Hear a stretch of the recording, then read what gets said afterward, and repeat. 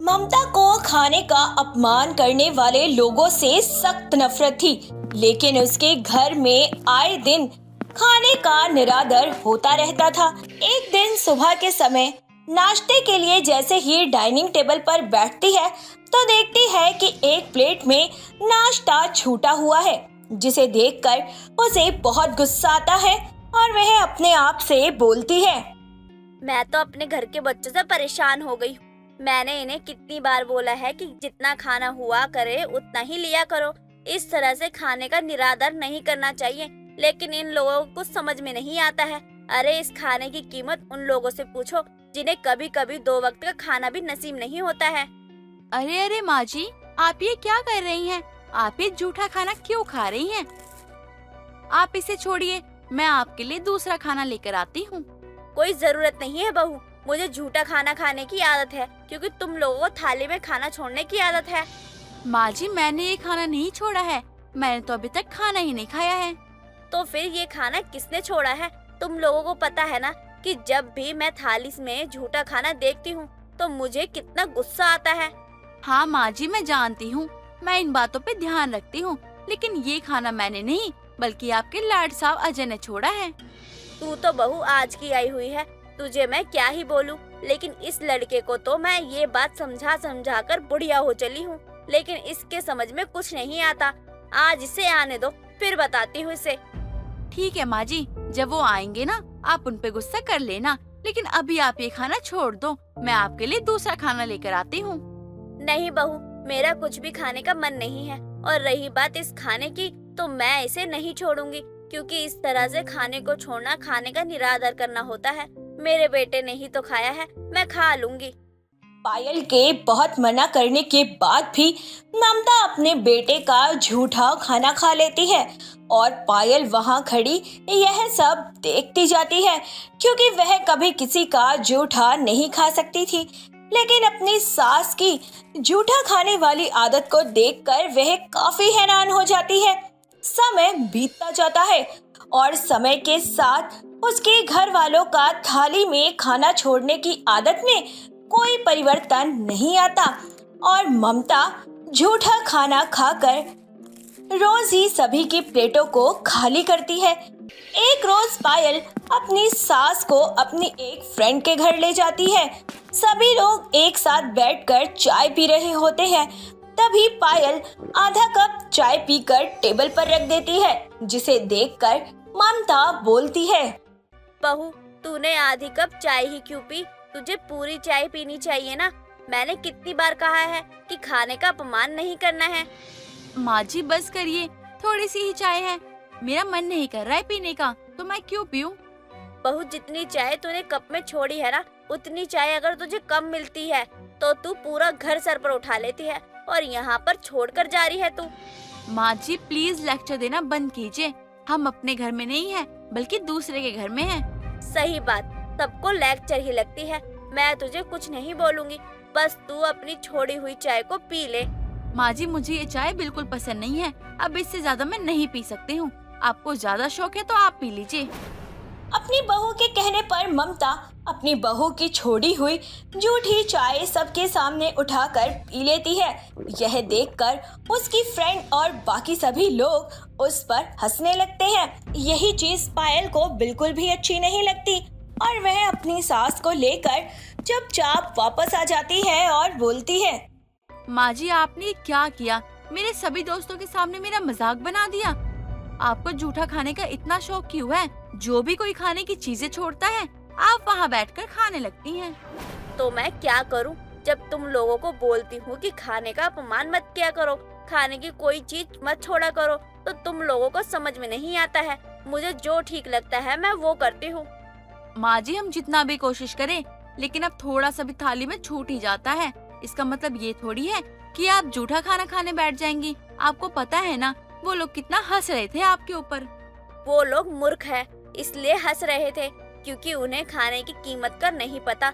जब किसी एक दिन भी उन्हें खाने को नहीं मिलेगा ना, तब उन्हें पता चलेगा खाने की कीमत। माँ जी आपको कोई नहीं समझ सकता है, मैं तो थक गई हूँ आपको समझा समझा कर। पायल इतना कहकर वहाँ से चली जाती है। दिन बीतते जाते हैं। तभी एक दिन ममता अपनी बहू का छोड़ा हुआ खाना लेकर खा रही होती है। तभी उसकी पड़ोसन कमला वहां आती है और उसे जूठा खाना खाते हुए देखकर बोलती है, ममता, अब तो तेरे दिन बदल गए हैं। अब तो तू जूठा खाना छोड़ ही दे। जब देखो जब हमेशा जूठा ही खाती रहती है। वो इसलिए क्योंकि मैं ये नहीं चाहती कि जो दुख मैंने सहा है वो मेरे बच्चों को भी सहना पड़े। मैंने वो दिन भी देखा है जब मुझे 2 वक्त का खाना भी नसीब नहीं होता था, क्योंकि जैसे मेरे बच्चों को आदत है खाने का निरादार करने की, वैसे ही मेरे पति को भी आदत थी खाने का निरादार करने की। फिर तूने देखा था ना कि क्या हुआ था। मैं जानती हूँ तू अपनी जगह सही है, लेकिन ये बात तेरे बच्चे नहीं समझ रहे हैं। जब तक उन्हें ठोकर नहीं लगेगी ना, तब तक उन्हें समझ नहीं आएगा कि उनकी ये आदत कितनी गलत है। जब तक उन्हें अपनी गलती समझ में नहीं आती है और वो अपनी गलती को नहीं सुधारते हैं, तब तक मैं भी झूठा खाना खाना नहीं छोड़ूंगी। मैं अपने होते हुए अपने घर में खाने का अपमान नहीं देख सकती हूँ। लेकिन तेरे घर वाले सच्चाई को नहीं समझते हैं। उन्हें तो लगता है कि तुझे जूठा खाने की आदत है, इस वजह से तू सबके छोड़ा हुआ खाना खाती है। समझने दे, मुझे उनके कुछ भी समझने से कोई फर्क नहीं पड़ता है। मैं वही करूँगी जो मुझे सही लगता है। आज नहीं तो कल उन्हें जरूर समझ में आ जाएगा कि मैं सही हूँ और वो लोग गलत। ममता की बात सुनकर कमला भी उसे कुछ नहीं बोल पाती है और थोड़ी देर बाद अपने घर चली जाती है। एक दिन ममता अपने बहू बेटे के साथ कुलदेवी के मंदिर में दर्शन के लिए जाती है, जो कि जंगलों के बीच में होता है और उन्हें काफी दूर तक पैदल चलकर जाना पड़ता है। दर्शन करके जब सभी लोग वापस आते हैं तो उन्हें जोरों की भूख लगती है, लेकिन उन्हें खाने के लिए कुछ नहीं मिलता। तभी पायल अजय से बोलती है, अजय जी, मुझे बहुत जोर से भूख लगी है, मुझे कुछ खाने को दे दीजिए, वरना मैं चक्कर खा के गिर जाऊंगी। जो हालत तुम्हारी है ना, वही हालत मेरी भी है। अरे भूख के मारे जान निकली जा रही है, लेकिन ये जंगल में पानी तक नसीब नहीं हो रहा है। अरे खाना तो बहुत दूर की बात है। अगर आप मुझे कुछ खाने के लिए नहीं दोगे, मैं आगे एक कदम नहीं बढ़ाने वाली। यार ऐसा मत बोलो, अगर तुम ऐसा बोलोगी तो कैसे चलेगा, लेकिन पहुंचना तो पड़ेगा ना। क्या ऐसा दिन आ गया है, कभी कभी हमारे घर में इतना खाना होता है कि हमसे थाली में छूट जाता है, और आज ऐसा टाइम है कि पेट भरने तक को लाले पड़े हैं। आज अगर मुझे कुछ जूठा खाने को भी मिल जाए ना तो मैं खा लूंगी, लेकिन बस कुछ खाने को मिल जाए। क्या बात है बहू, आज तो तू मेरी बोली बोल रही है। तू तो कभी किसी का झूठा खाना नहीं खाती है, तो आज कैसे खाने के लिए बोल रही है? माँ जी, आज मुझे समझ आ गया, कभी भी खाने का निरादर नहीं करना चाहिए, वरना आपके जीवन में चाहे किसी भी वजह से, लेकिन एक न एक दिन ऐसा दिन जरूर आता है जिस दिन आप एक एक दाने को तरस जाएंगे। हमारे साथ तो वही हो रहा है। हाँ पायल, तुम सही कह रही हो। मुझे भी माँ की बातें याद आ रही है। वो हमेशा कहती है खाने का अपमान मत करो, जीवन में अन्न बहुत जरूरी है, लेकिन हम लोग मानते ही नहीं थे, खाने की बर्बादी करते रहते थे। अब देखो ना, एक एक दाने के लिए तरस रहे हैं कि हमें खाने का कुछ मिल जाए। अब से ना मैं पक्का कभी भी खाने की बर्बादी नहीं करूंगा। ममता के सभी बच्चों को अपनी गलती का एहसास होता है। यह देखकर ममता को बहुत खुशी होती है, जिसके बाद वह उन्हें बिस्किट निकाल कर खाने के लिए देती है। जिस टाइम उन्हें एक दाना भी खाने को नसीब हो रहा था, उस टाइम में उन्हें वह बिस्किट भी बेहद अच्छे लग रहे थे। और उस दिन के बाद से ममता के घर में कोई भी अपनी थाली में जूठा नहीं छोड़ता है, जिसकी वजह से ममता की दूसरों का जूठा खाने की आदत भी हमेशा के लिए खत्म हो जाती है। कार्तिक आए दिन अपनी नौकरी छोड़कर घर में पड़ा रहता था, क्योंकि वह बहुत आलसी था, जिसके चलते वो किसी भी नौकरी में एक हफ्ते से ज्यादा रुक नहीं पाता था। सुबह के 9 बजे वो आराम से बैठा मोबाइल में गेम खेल रहा होता है। तभी पायल वहाँ आती है। क्या जी, आप इतने आराम से बैठे फोन में गेम खेल रहे हो? काम पर कौन जाएगा? मैं? तुम तो हमेशा काम काम काम। अरे तुम्हें काम के अलावा कुछ दिखता नहीं है क्या? आज तक ऐसा कोई दिन नहीं गया जब तुमने ये कहा हो, सुनिए जी, आप ना आज काम पे मत जाइए, आप बस आराम कीजिए, हम दोनों एक दूसरे के साथ बैठ के बातें करेंगे। बोला है कभी? ये तो जब कहूँ ना, जब आप मुझे घर में दिखाई ना दे, लेकिन जब आप आए दिन घर में ही दिखाई देते हो तो घर में रुकने वाली क्या ही बात बोलूं। अच्छा, तो तुम मुझे आलसी समझती हो? समझने की जरूरत ही नहीं है जी। आप आलसी हैं और इतने आलसी हैं, आपको अपनी कमजोर बीवी पर तरस भी नहीं आता है कि बेचारी इतनी कमजोर है कि मैं इससे ज्यादा काम न करवाऊं। ओह, क्या कहा तुमने? तुम कमजोर हो? अरे ओ, खाती मुझसे ज्यादा हो और ताकत इतनी है ना कि 4 पहलवान को पटक दोगी उठा के। यही बोलकर और समझकर आपने मुझे काम करने वाली मशीन समझ लिया है। अब ये सब छोड़िए और जल्दी से तैयार हो जाइए, आपके ऑफिस का टाइम हो रहा है। ऑफिस? कौन सा ऑफिस? मेरी छुट्टी है आज। इसका मतलब आपने फिर से नौकरी छोड़ दिया ना? हाँ, वो बॉस अच्छा नहीं था। जब देखो तो हमेशा कहता था ये काम करो वो काम करो, और सैलरी उतनी देता नहीं था जितना वो काम करवाता था, तो छोड़ दिया। क्या करूं मैं आपका? 1 महीने में ये आपकी 20वीं जॉब थी जो आपने छोड़ दी। अब मैं अपने पापा को क्या जवाब दूंगी? कितनी मुश्किल से मैंने उनसे कहकर आपकी जॉब लगवाई थी। यार मिल जाएगी नई जॉब, टेंशन किस बात की है? क्यों ले रही हो टेंशन? आप ना चुप ही रहिए और मुझसे बात मत करिए। अब पायल गुस्से में वहाँ से चली जाती है और अपने घर के कामों में लग जाती है। दिन बीतते हैं और बीतते दिनों के साथ पायल की सेविंग्स खत्म हो रही थी। आगे घर कैसे चलेगा, उसे इस बात की चिंता खाए जा रही थी। वहीं दूसरी तरफ कार्तिक पूरे दिन नौकरी देखने के बहाने अपने दोस्तों के साथ घूमता और रात में खाना पीना खाकर सो जाता। उसका ये आलसपन देखकर पायल का हमेशा खून जलता रहता था। एक दिन कार्तिक फोन पर बातें कर रहा था, तभी उसके पास पायल जाती है। ये क्या किया तुमने? हाँ, तुम्हें पता है कितनी जरूरी बात कर रहा था मैं। तुम्हारा दिमाग क्या दिन पर दिन खराब होता जा रहा है? दिमाग मेरा नहीं, आपका खराब होता जा रहा है। इसलिए जिस उम्र में आपको घर चलाने की चिंता होनी चाहिए, उस उम्र में खा पीकर औरतों की तरह घर में पड़े रहते हो आप। अच्छा, मैं अगर 4 दिन घर में बैठ गया तो तुम मुझे खाने का ताना दे रही हो? एक बात भूल गई, बाकी दिनों में खाने का पैसा कौन ला के देता था? और अभी तक जो पैसा चल रहा है ना, वो मेरे है। मैंने आपको ये नहीं बोला है कि आप काम नहीं करते हो, लेकिन आप सच में आलसी हो। 4 दिन में ही थक जाते हो और अच्छी खासी नौकरी छोड़कर घर में बैठ जाते हो। अगर मैं आपकी जितनी पढ़ी लिखी होती ना, तो पता नहीं क्या ही करती। तुम तो ये बोलो ही मत, बिना दवाई के एक दिन खरी तो हो नहीं पाती तुम, और मुझे आलसी बता रही हो। फिर भी काम तो सारा मैं ही करती हूँ ना। आप तो मदद करने के लिए भी नहीं आते हो कि मेरी बीबी कमजोर है तो मैं इसका थोड़ा सा ध्यान ही रख लूं। मुझे पता है क्या लगता है कि मैं घर आके गलती करता हूँ। घर आते ही तुम्हारी ये कच कच कच कच शुरू हो जाती है। मजबूर आप ही करते हो। सारी सेविंग खत्म हो गई है और कुछ दिनों में आपने जॉब नहीं ढूंढी ना, तो शायद हमारे पास खाने के लिए भी कुछ ना बचे। तुम्हें उसकी जरूरत नहीं है, मैं सब देख लूंगा। तुम अपने काम से काम रखो। कार्तिक इतना कहकर वहाँ से चला जाता है। दिन गुजरते हैं, लेकिन कार्तिक के आलसपन में कोई सुधार नहीं आता, ना ही उसे अपने किसी जिम्मेदारी का एहसास होता है। लेकिन पायल अब उससे लड़ना छोड़ देती है और खुद ही अपने लायक काम ढूंढना शुरू कर देती है। एक दिन वो बाहर से आ ही रही होती है, तभी अचानक से उसे चक्कर आ जाता है और वो बेहोश होकर गिरने वाली होती है। तभी उसकी पड़ोसन कमला वहाँ आती है और उसे गिरने से बचा लेती है। क्या हुआ बहू, तू ठीक तो है ना? जब तू जानती है कि तू कमजोर है तो बाहर जाने की क्या जरूरत है? अपने आलसी पति को बोल दिया कर काम करने को। आंटी जी, आपसे तो कुछ भी नहीं छिपा है। आप तो सब जानती है, जब उनसे नौकरी ठीक से नहीं होती है तो बाकी काम ही क्या करेंगे वो। मतलब उसने फिर से नौकरी छोड़ दी? हाँ आंटी जी, काफी समय हो गया उनको नौकरी छोड़े हुए, लेकिन उन्हें कोई फिक्र नहीं है। कुछ दिन और ऐसे ही चलता रहा ना तो हमें भीख मांगने की नौबत आ जाएगी। तो तू उसे समझाती क्यों नहीं? ऐसे आलस करके कब तक जीवन चलेगा?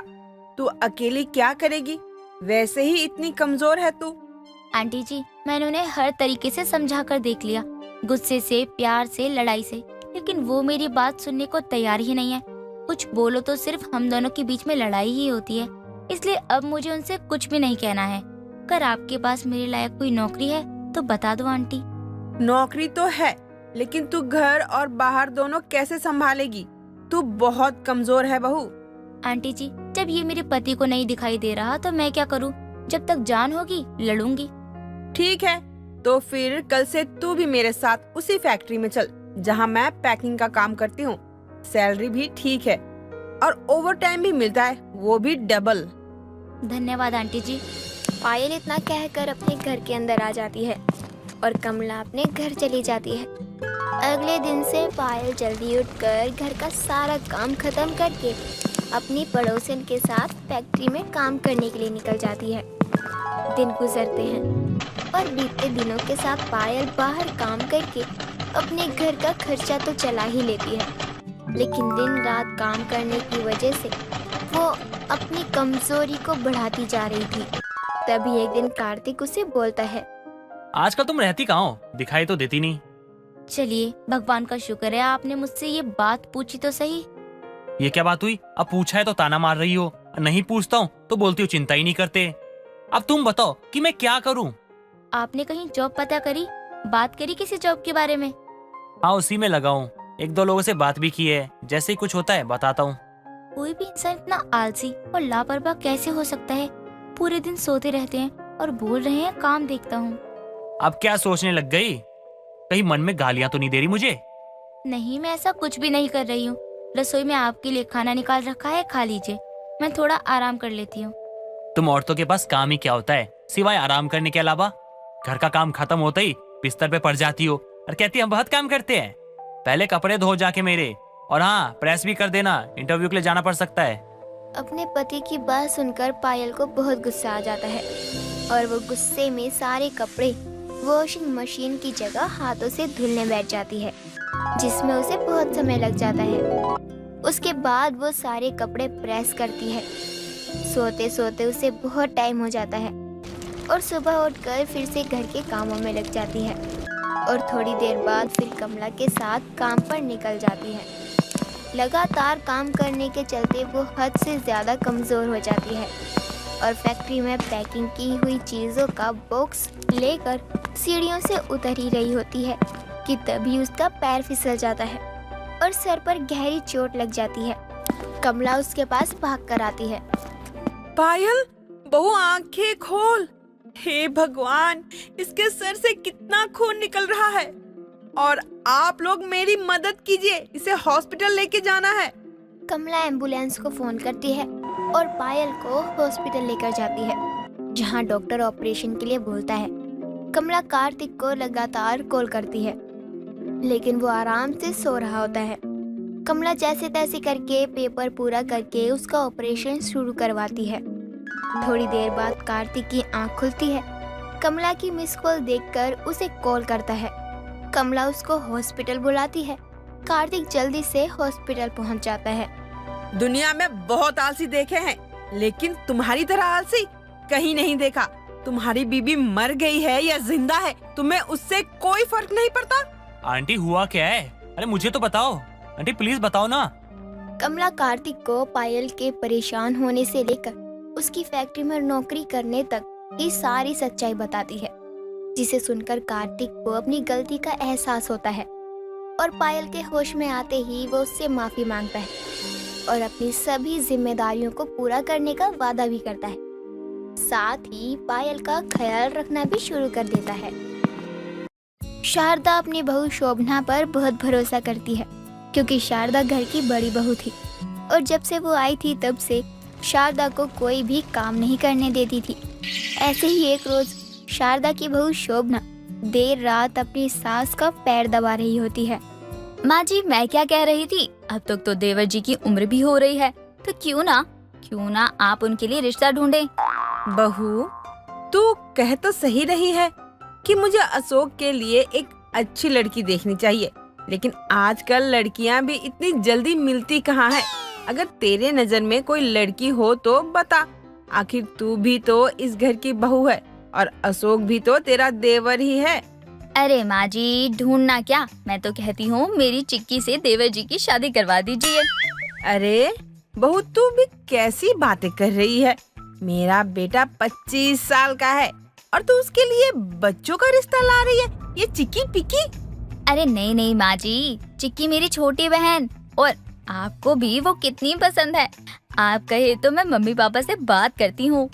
देख बहू, तेरी छोटी बहन पसंद तो खूब है, लेकिन सच कहूँ तो एक घर में दो बहनें कुछ सही नहीं है। घर का माहौल खराब होता है। शोभना चाहती थी कि उसकी बहन की शादी उसके छोटे देवर से हो जाए। अशोक बहुत अच्छा और संस्कारी लड़का था, लेकिन शारदा इस रिश्ते को मंजूरी नहीं दे रही थी। लेकिन शोभना ने भी मन बना लिया था कि वो अपनी छोटी बहन की शादी अगर करेगी तो सिर्फ अशोक से। जी, आपका लड़का कितना कमा लेता है और कहाँ तक की पढ़ाई की है उसने? जी, हमारा बेटा इतना कमाता है कि आपकी बेटी को बस रानी बनाकर रखेगा। हाँ हाँ, देवर जी तो एकदम भोले हैं, भोले। उन्हें कोई आकर मार जाए या फिर गाली भी देना तो मजाल जो कभी वो पलट कर जवाब दे दे। अरे इसे भोला कहते हैं? ऐसा भी कोई मर्द होता है क्या जो मार खाए या गाली सुने? कल को अगर आकर कोई मेरी बेटी को गाली देकर गया या मार कर गया तो? अरे बहन जी, अब दोस्तों को क्या ही बोल सकते हैं। कोई दूसरा आएगा तो मैं ही उसे नहीं छोड़ूंगी। लेकिन माँ जी, मर्दों को तो घर में सख्त रहना पड़ता है ना। एकदम सही कह रही है बेटी तू। थोड़ा तो अपनी सास को भी अकल दे। चलती हूँ बहन जी, राम राम। आप अपने गधे जैसे बेटे का कहीं और रिश्ता तय कीजिए। इतना बोलकर लड़की की माँ चली जाती है और शारदा अपना सर पीटते हुए अपनी बहू से कहती है, बहू, क्या जरूरत थी तुझे ये सब बोलने की, वो भी लड़की की माँ के सामने। तुझे पता है ना ये रिश्ता कितने मुश्किल से मिला था। लेकिन माँ, मैंने तो बस सच बोला, लेकिन उन्होंने इसका कुछ और ही मतलब निकाल लिया। मुझे नहीं लगता कि मैं अपने छोटे बेटे की शादी अपने जीते जी देख पाऊंगी। हे प्रभु, ये रिश्ता भी चला गया। माँ जी, मुझे तो लगता है देवर जी पर कोई ग्रह है, वरना जैसे आप कह रही हैं कि पहले भी देवर जी के लिए कई रिश्ते देख चुकी हैं आप, कोई तो हाँ भी करता। यहाँ तो बात भी नहीं बन रही। जैसे भी बहू, जाने अनजाने में तूने एकदम पते की बात कही है। मुझे भी अशोक की कुंडली मिलवानी होगी। अब अगले ही रोज शोभना एक पंडित को घर बुलाती है और अशोक की कुंडली दिखवाती है, जिसमें वो पंडित अशोक पर बहुत से दोष और ग्रहों के बारे में बता देता है। ये क्या कह रहे हैं पंडित जी? इतने सारे दोष और ग्रह मेरे बच्चे पर? तभी मैं सोचूं, ना तो मेरे बेटे के चेहरे में कोई दिक्कत है, ना ही उसमें किसी और चीज की कमी है। तो ये देखने वाले मेरे बेटे को पसंद करने से पहले ही मना क्यों कर देते हैं? माँ जी, जो मैं पूरी शिद्दत से चाह लूँ ना, उसको पूरा करने में अगर पूरी कायनात भी मेरे खिलाफ हो जाए ना, तो मेरी कोशिश नाकाम नहीं होती। ये पंडित मेरा लड़की वालों के कान भरने का काम भी मैं ही करती आ रही हूँ, तो जीत आपकी कैसी हो सकती है? शारदा बहुत परेशान हो जाती है और अब वो ये बात अपने बहू और बेटे से कहती है। माँ, अगर पंडित जी ने कहा है कि अशोक की कुंडली में दोष है तो होगा। आप एक काम कीजिए, अशोक की शादी मेरी साली चिक्की से करवा दो। फिर घुमा फिरा कर वही बात। मैं नहीं चाहती कि मेरी दोनों बहुएं एक ही घर से हो। माँ, लेकिन आप ये भी तो देखो, अशोक की शादी की अभी एकदम सही उम्र है। अजी, मैं तो बहुत समय से माँ जी को कह रही हूँ, लेकिन माँ जी है कि मान नहीं रही। अच्छा ठीक है, तुम लोग इतना जिद कर रही हो तो मैं इसी रिश्ते के लिए हाँ करती हूँ। सच्ची माँ जी, क्या बात है, देवर जी और चिक्की की जोड़ी नजर ना लगे।